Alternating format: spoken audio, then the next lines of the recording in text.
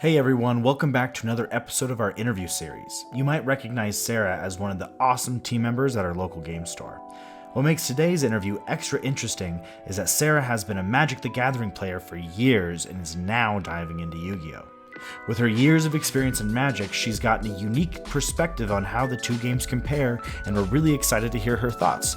So let's jump right in.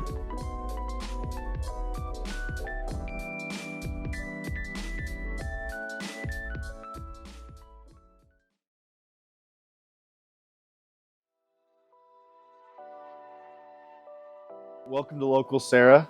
How'd you do today? I won a game. Yeah, nice. What were you playing? I was playing Snake Eye, Altergeist, Dio Bellstar. Okay, and then who'd you win against? The deck, sorry. It was... Oh, God, I don't even know what it was. Pearlies. It was Pearlies. Oh, okay. Yeah. Didn't get scratched by the cast then? I did not. All right, so you just recently started playing the game, right? I have. So what got you into it? How long have you been playing? So I tried getting into it when Cashiero was a thing. And I was like, I don't understand. And then Cashiero got banned. I was like, okay, maybe I can do something. Right. So realistically though, I've only been playing about 2 months, I want to say, 2.5. I had the Trap Tricks deck, and I tried upgrading it and keeping up with it, but like, never had a chance to really come to locals. Yeah, I think one of the things about any deck, especially when you first start playing, is like all the mechanics take a while to kind of figure out. Right? Yeah. And that's, one of the things I'm thinking about is that you are quite a new player, and I think that opinion is really valuable. So everyone in the community that has been playing competitively really dislikes how high power, or not everyone, but it's a very high power format with Snake Eyes, Yes. Fiendsmith, and so how do you see Yu-Gi-Oh! And do you like how high power Yu-Gi-Oh! Is? Or? It's like this giant puzzle, especially if you like don't know the cards, trying to make a deck that confuses your opponent. Right. That's the best part. So it's just like this puzzle trying to figure out, because like the deck that I built has like 20 different lines, right? And they're all like completely different everything. And that's just, it's weird. It can be kind of overwhelming, right? It's a little overwhelming, but Yeah. it's really fun, and Snake Eye clicks with me, so I'm happy that it exists. I see the problem because I was playing some practice games against Beck, and like he stopped me. I was like, okay, I'll do this, and he'll stop me again. I was like, okay, I'll do this again, and yeah, it's weird. I'm looking forward to the bans and seeing how it changes, because like tier 1 meta, I've never been in a tier 1 meta. What has been your most favorite experience so far playing at T1 locals?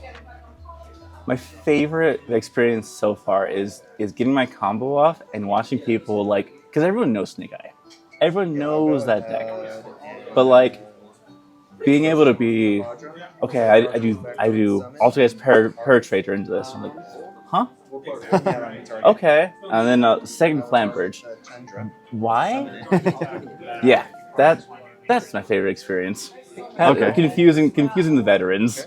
I guess you can kind of make it an ode to how many cards there are available, because Yu-Gi-Oh! Is in an eternal format, Massive. right? So the card pool's so big, you can kind of put a lot of different cards with each other. I think pile players are admirable. I don't care about pure players. It's all good. Well, I had to cut out Fiendsmith. It didn't work. yeah, there you go. That's a good point. Yeah.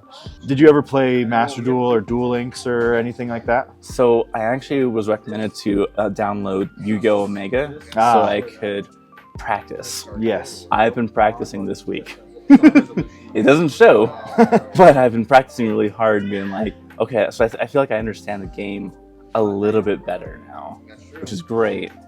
But like, it's real easy to learn online because I can't accidentally cheat.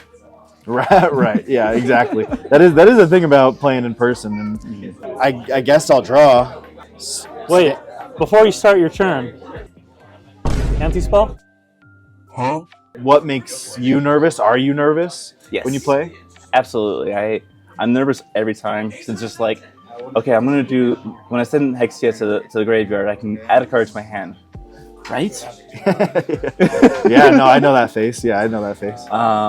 And sometimes it's just, oh no, it's wrong, and then I have to like, it's just nerve wracking. So I feel like I have to trust my opponent because I don't understand the terminology that well. Okay, yeah. But like playing against Jace, I felt super comfortable, and it really got me into the flow for the third game because he was able to really explain what was going on. And it was like, okay, I understand what's going on. I can prepare for the next game. So this game's, I have nothing. But just not knowing the cards is a little nerve wracking. Yeah, there's so many, right? There's so many. I'm a Magic player. I come from Commander. You think I would be accustomed to like a million cards, but like, All right.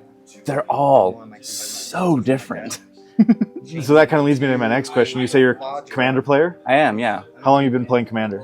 I have been playing Commander, or I've been playing Magic since Eldrazi Winter, which was like original Zendikar, where Ulamog came out, the Ceaseless Hunger came out, decks were like $500, $600, $700. Jeez. It was insane. And this was standard, Oh, okay. right? So, and then after that, it came, Infect came out. It was like, I hate both of these formats. I'm looking for anything that I can play. And then Commander kind of came along about, 6 years ago now for me. And played with my friends, really enjoy the casual format. I can actually and I have this knowledge of Magic cards because I'm a collector more than anything. So, yeah. How long have you been collecting? I've been collecting since I was like 22, 21. Okay. So let's That's like 10 years now, I think. Yeah. So have you heard of Mulchummy Perlia? Yes. Have you heard of the new Mulchummy Furrowas that's going to come out? Yes. Okay. What do you think about those cards? I've heard that they're busted, and I want them in my deck. So both of them kind of encompass a card called Maxi that is no longer allowed to be played in the TCG. And, Maxi lets you draw a card every time the opponent special summons. What do you think about that card? Do you think it should stay banned, or do you think we should have both Mulchummies and Maxi? So, I think it's a really strong card. I actually know a lot about it because I was like, when I was starting to find out the ban list, I was like, there's 2 different lists. I think Maxi is available, right? It's not available. So I bought some Maxis for my Lunalight deck. And I'm like, that'll save this deck. So it'll save the deck. Come on. Right. Too bad, though. It's too bad. Yeah. I think if it comes back in a limited format, it should be fine. Okay. I think. Maybe. Maybe. I don't know. To the best of your knowledge. It'll go into pure Snake Eyes for sure, because 27 hand traps, fit 3 more in. So you came to locals before you played online, right? Yeah. So that's, I think, a very unique perspective, actually. I think most people start online. Okay. So that being said, what did you do to kind of get yourself more comfortable to come to locals to play that first tournament? So I have a friend who she's used to be big into Yu-Gi-Oh. She would coach me through how to play a deck, which was the Traptrix one. And I watched YouTube videos on it, and I tried to prepare myself the best I could. And while I'm goldfishing the deck, I'm like, okay, I think I got it. And then I go to the locals and I start doing the combo, and they're like, you're locked into insects. I'm like, what? Right. How? Oh, I've been doing this wrong. So at that point, it's just like, I need to learn. Learn on the fly. And it's that puzzle, It's really fun. So the learning on the fly was something that really kind of caught you off guard? Yeah, it caught me off guard, and it I had to spend 5-10 minutes in between rounds being like, okay, what am I doing? What am I doing? What's my combo? What am I combo? Watch a video, be like, what's my combo? What's my combo? What's my combo? And it was really stressful. but watching videos, watching other people go through how to play, especially how to play just like plain old structure decks. I mean, it's so much easier for me to get back into the swing of the game. Was there anything that you'd recommend for a new player who is thinking about doing what you do, coming to T1 locals? Yeah, find a good place. Your locals is generally really good. People are also generally really nice. So just pick up a structure deck that's really cheap. Get like 3 of them. Get your Lost Art, all that stuff. I'd recommend Trap Tricks. Trap Tricks is really cute. Fire King's really strong. Stick away from synchro summons because they're confusing. Okay. And just like watch some videos. Get on your locals. Ask questions. Okay, this is a weird question, but should you expect to lose? Yes. Okay. You should not expect to win, and that's the fun part because it's not about winning or losing. It's about learning how to play, how to learn even, right?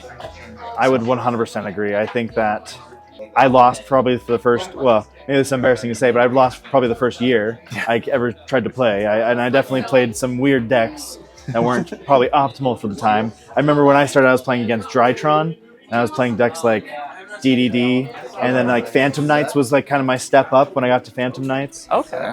So it'll be really cool to see how you progress and how you go from Ultra Geist piles with Snake Eyes or Fiendsmith to the next thing and the next thing and the next thing. Yeah, I'm looking forward to it. Yeah, should be awesome. All right, do you have any shout outs? Shout out to the new players. Get in there. Get in there, dip your toes in. Cool. Could you please say welcome to locals? Welcome to locals, fam. Have some fun.